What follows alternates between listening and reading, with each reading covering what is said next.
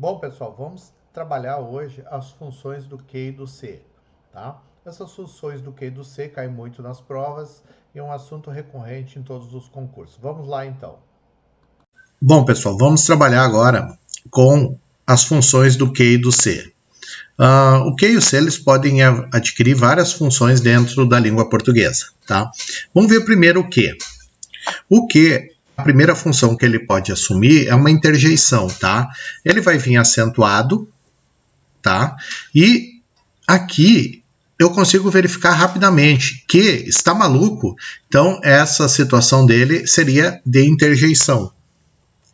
Outra situação que o C também assume é de pronome substantivo interrogativo. O que aconteceu no baile? Então, eu estou fazendo uma interrogação. Outra função é o pronome adjetivo interrogativo. Aqui eu consigo ver bem a mudança que ocorre entre o primeiro que é substantivo, e o segundo, que é adjetivo. Lá no primeiro que, ele está funcionando como substantivo. O que aconteceu no baile? Tá? Já no segundo, eu tenho um substantivo e ele está junto com ele. Que relógio você comprou? Então, por isso que ele é um pronome adjetivo, se referindo ao relógio. Outra função que o que também assume é de pronome relativo. Ele pode ser trocado por o qual ou a qual. Essa é a moça que lhe falei. Essa é a moça a qual lhe falei. Então, ele está retomando um substantivo anterior a ele. A outra função que o que também assume é de pronome indefinido. Eu consigo trocar ele por quanto. Que de encantos revela seu olhar? Quanto de encantos revela seu olhar? Então, ele vai ser um pronome indefinido. Outra situação que o que também assume é de conjunção. Tá? Ele pode ser uma conjunção. Aí eu tenho algumas alternativas, alguns exemplos. Ele pode ser uma conjunção coordenativa, né, que é totalmente independente uma da outra. A criança mexe, que mexe no berço. Tá? Então, aqui ele vai ser uma conjunção coordenativa. Aqui o que?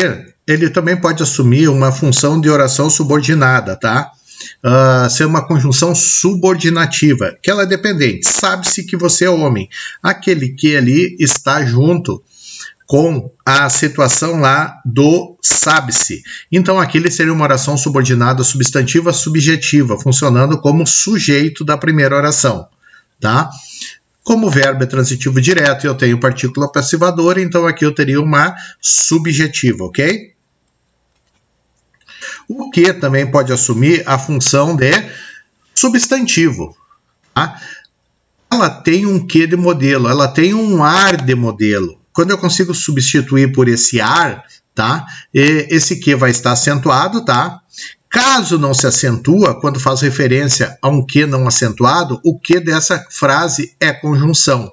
Então, eu estou me referindo ao próprio que. Então, eu tenho que substantivar ele.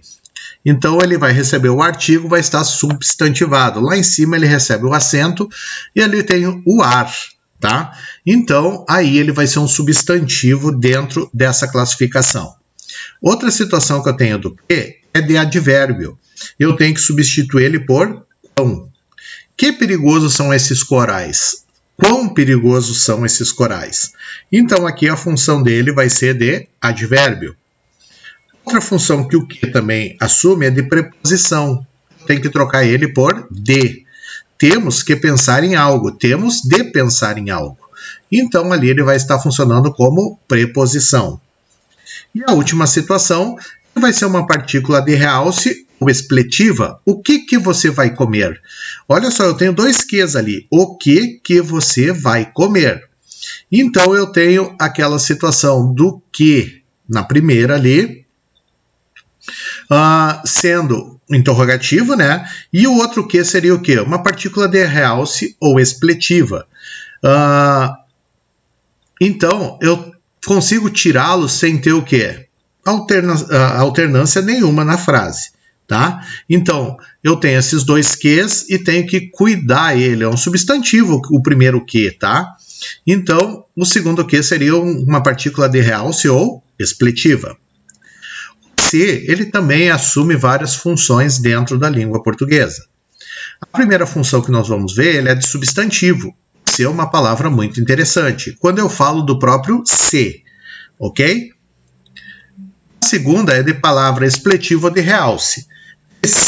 Passaram-se anos e ela não voltou. Passaram anos e ela não voltou. Então aquele se ali eu consigo retirar ele da frase e não me dá alteração nenhuma, que nem nós vimos lá com que. Então é uma partícula de realce ou expletiva. Um pronome reflexivo quer dizer a si mesmo. O menino cortou-se. O menino cortou ele mesmo. Aqui, o próximo seria índice de indeterminação do sujeito. Precisa-se de amor. Aqui, o verbo é transitivo indireto, ou um verbo intransitivo, ou verbo de ligação com a partícula se. Essas três situações vão me dar índice de indeterminação do sujeito, ok? Então, aqui eu não tenho sujeito. Já quando eu trabalhar, depois nós vamos ver, com a minha partícula passivadora, eu vou ter sujeito. Como conjunção subordinativa. Não sei se o ministro se demitiu. Então, aqui eu não sei se o ministro se demitiu. Aquele se que eu tenho ali seria o quê? Uma conjunção integrante. Não sei isso. Quem sabe, sabe algo. Então, é uma oração subordinada substantiva objetiva direta. Se você gosta dela, por que não a procura? Aqui é uma conjunção, o caso adverbial causal, tá? E se você for a Florianópolis, avise-me. Aqui eu já tenho uma oração adverbial condicional. Então eu tenho que cuidar que o se ele pode assumir esses três tipos de conjunção lá nas subordinativas, ok? A partícula passivadora, né, o nome em si, ela compra-se uma casa. Eu consigo fazer a reversão para a voz passiva e eu vou ter sujeito. Então, são com verbos transitivos diretos, tá?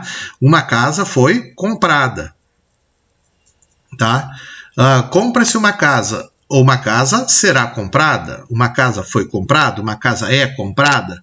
Tá? Eu tenho essa situação aí onde uma casa seria o meu sujeito paciente, ok? Então aqui eu tenho partícula passivadora, faz voz passiva. Nome recíproco, mãe e filha querem-se muito, então a mãe quer a filha e a filha quer a mãe.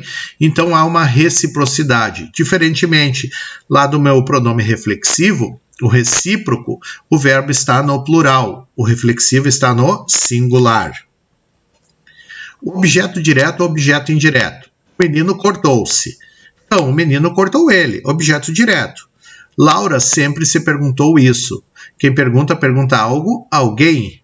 Então, ali a SC seria um objeto indireto. Aqui eu estou trabalhando com os meus pronomes lá oblíquos, pronomes pessoais oblíquos, me, te, se, nos, vos, se. Então, esse se pode ser tanto objeto direto como objeto indireto. Prestem atenção, na mesma linha nós temos aqui pronome reflexivo e o pronome com objeto direto. Então, dificilmente a prova ela vai cobrar essa mesma, só se na alternativa tiver o mesmo, objeto direto e reflexivo, pois se eles colocarem as duas alternativas, as duas estarão corretas. Parte integrante do verbo. São verbos que são conjugados com a partícula se, como nós vimos lá na parte de verbos, morfologia verbos. Ana arrependeu-se do que fez. Ele suicidou-se ontem. Então são verbos que são conjugados com a partícula se. E o último é o sujeito de infinitivo. Isabela deixou-se estar à janela. Isabela deixou ela mesma estar à janela. Em sonho, João viu-se entrar no céu. Olha, o verbo do infinitivo, estar e entrar, esse se está sendo o sujeito deles, que está retomando quem? A pessoa lá no início, o mesmo sujeito. Então, são sujeitos de infinitivo, ok? Essas são as principais ocorrências do que e o se na língua portuguesa. Terminamos aqui o estudo do que e do se dentro da língua portuguesa, os seus empregos, como é que ele aparece, o que ele pode ser estudado, qual é a sua classificação principalmente, tá? O Gordo aqui explicou para vocês, próxima aula, colocação pronominal. Olá, tá? Vamos lá então, Um beijão para vocês, um beijo do gordo aí, até mais.